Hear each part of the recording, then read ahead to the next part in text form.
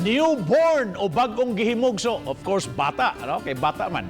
Nga unang nagpositibo sa COVID-19, nagnegatibo na gikan sa Cagaw human sa gipahigyaon nga sunod-sunod nga test sa Cebu City Health Department. Samtang 5 na ka COVID positive sa Cebu City Jail. Ano ang report? Nalipay lang kong magpahibaw nga katong bata nga taga Hipodromo katong gitawag og kanang newborn baby nga who was found to be positive, although ang inahan negative.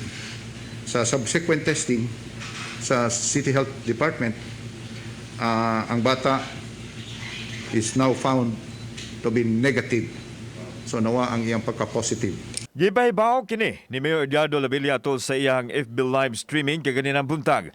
Apan padayon nga gibantayan sa mga health personnel ang kahimtang sa bata.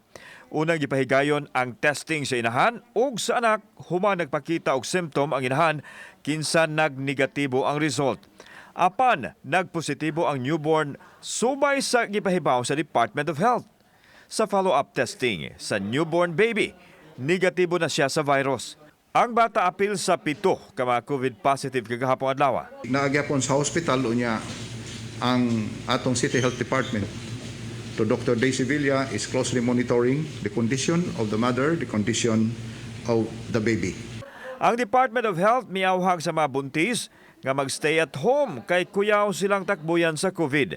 Kinigubikan kay huyang ang ilang immune system, sanglit ang mga nutrients, gisuyop man usab sa mga bata nga naa sa taguangkan. The individuals who were identified as direct contacts of these positive patients are now being isolated, and anyone experiencing mild symptoms are given treatment and will be isolated.